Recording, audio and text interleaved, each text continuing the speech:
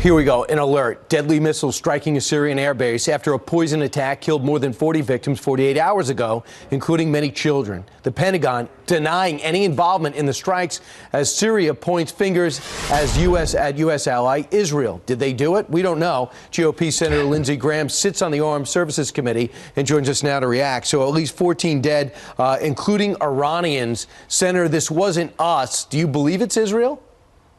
I don't know, but they would have every justification to act because Iran is very embedded in Syria, along with Hezbollah. All right, so we don't know who did it, but the president tweeted out very specifically there's going to be retribution. What do you think he's referring to? What do you hope he does? Well, he says we'll pay a big price, so let's build that out. So the regime has to pay a big price. What would be a big price? To lose your Air Force. This should be the last time a barrel bomb is dropped on innocent civilians by the Assad Air Force.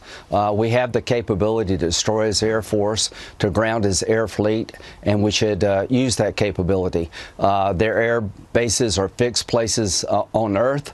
We have the capability to shut them down, and we should make him pay a heavy price by destroying his air capability. You could argue that he's the most brutal killer on the planet right now, Bashar Assad. There's no way this guy should be in power if it wasn't for the Russians. Right. Should we be targeting him?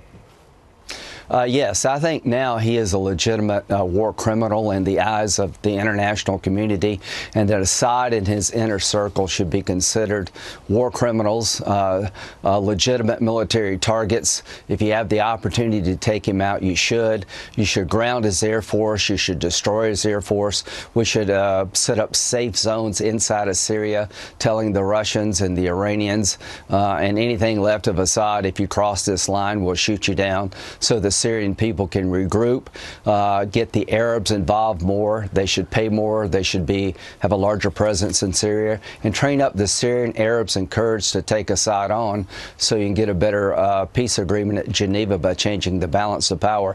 The world is watching the president. Iran is watching the president. Russia is watching the president, and North Korea is watching the president.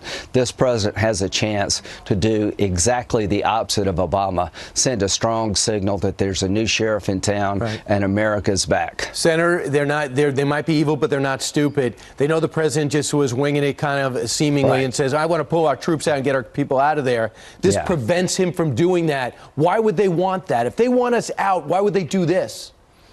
Well, they think that the Western world is basically already gone anyway. The president is yelling at the world to help him more. The Arabs are there, but not enough of a presence. They really do believe that this will be a one-and-done strike, that the Western world is not going to come back, that the Arabs are not going to do anything differently. He's trying to show his enemy, I can do anything to you I want to. The rest of the world just talks. He really believes this will be met with a very small response, one attack, and it will be over. And if that happens, God help us all. We only have 45 seconds left, but I understand you called the president. DACA could be rising from the dead in the next few weeks? What can you tell us? The president wants to do a DACA deal. Border wall money plus other border security measures are very much on the table. Our southern border is porous. It needs to be rebuilt strongly, and the DACA kids need to have certainty in their lives. I hope this president can find Democrats to work with him, and I hope he'll send a signal to Assad and every other thug and dictator in the world. When you cross my red lines, you pay a heavy price. Very defining moment for President Trump, and I think he'll rise to the occasion. He certainly has the defense money to do it now, and he's certainly got the Secretary of Defense that knows how. Senator Lindsey Graham, thanks so much. Appreciate you getting up early for us. Just trust me, you're going to get a lot done today. I hope so. God bless. All right, 10 minutes before the bottom of the hour. President